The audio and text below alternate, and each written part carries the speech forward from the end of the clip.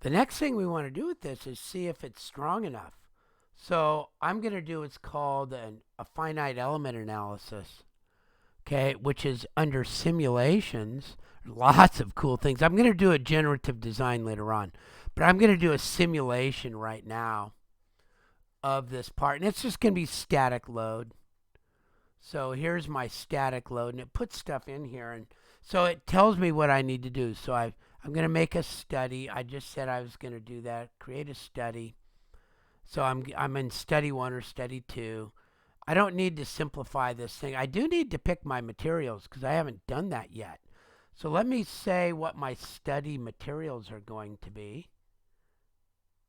I need to look and see, and oh man, how about I just make it like ABS, because I know you're going to be 3D printing this thing. Where did it go? I wanted my ABS. ABS. All libraries. All library. Come on. Study materials. Open up.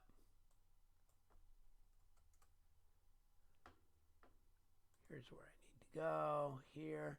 I need to find. Oh, there's ABS plastic. There it is. ABS plastic. And I'm going to base this thing on the yield strength. I don't want it to bend too much. So now I've got this as ABS. I have to constrain this, right? Right now it's like sitting in outer space or in the space shuttle. There's nothing holding it anywhere. So when I put a screw through here, there's a few things that happens. I'm going to have a fixed constraint on, how come I'm not seeing this? Not my body. I don't want it on a body. I want it on that surface. So when I screw it in, that thing's going to lock in place through those two things. That's all that's really going to hold this thing in place. Now I could go put this second hole down here, but I want to see what happens if I don't. So I've got this constrained in one spot. That there's going to be like a screw going through there. So now I have to put my load on it, and I have to figure out, what am I going to put on here? And so we talked about putting a force on there, or I can put a pressure on there, or I can put a bending moment on there. So I'm going to put a force on there, and I'm going to say, like right there, there's going to be a downward force. So I have to get it facing downward. There it goes. Straight down. And the magnitude, I don't know newtons. Let me change my units. I don't know what a newton is. I do actually, but most of us know pounds. And how much is this thing going to hold? 1 pound? 2 pounds? This bracket might, let's say it's going to hold 2 pounds. So now I got 2 pounds pushing down on it right there. And we'll see whether this bracket is super strong or not strong, or we're just going to see where it is. So display, it's ready.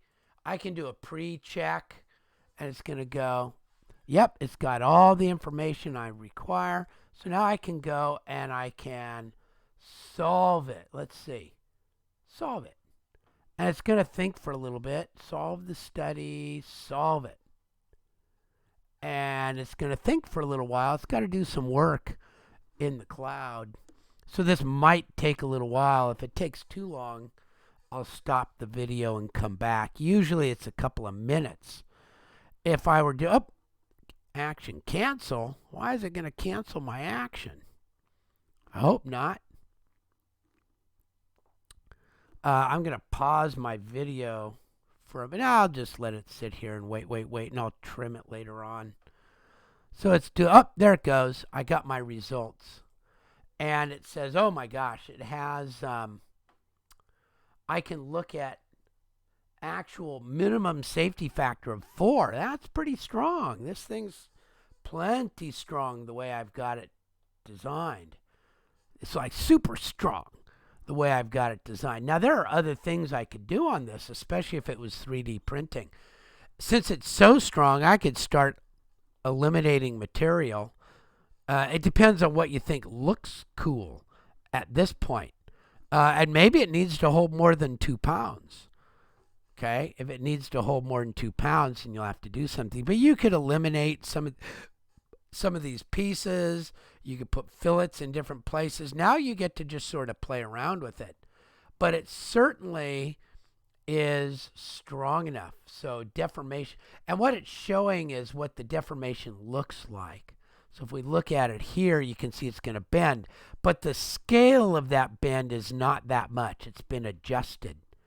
Okay, so let's take a look and see how much it's going to displace right here.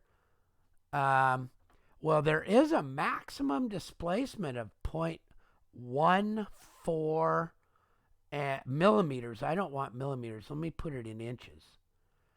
5/1000ths of an inch, 0.0055.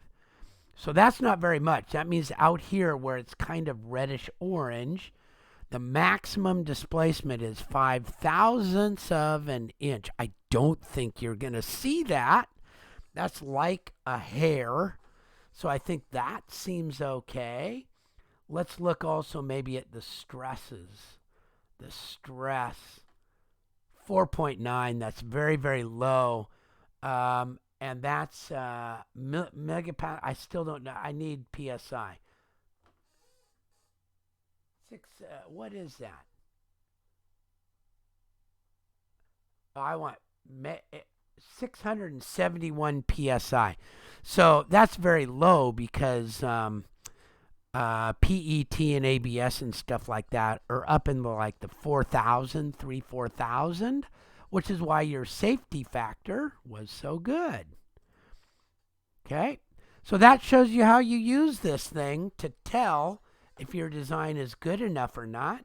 And of course, now you can just start whittling away on it if you don't like the looks or you want to do something else. I'm going to show you generative design in another case. But there's your part.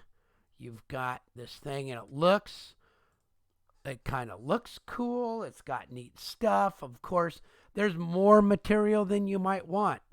You might want to go back to the model components themselves and go back into the design mode and go, well, I don't really want one of the parts. Maybe you don't want that part. You can actually delete that, and it's going to get rid of some other things, but you can get rid of that if you want and just put a cool little fillet right there of maybe 0.25 and be back in, and now you could run it on this. So there's all sorts of cool things that you can do. I'm going to put those back because I happen to think they look cool. They're going to take a lot longer to make this thing, though. All right, there you go. That's how you do even more cool design work.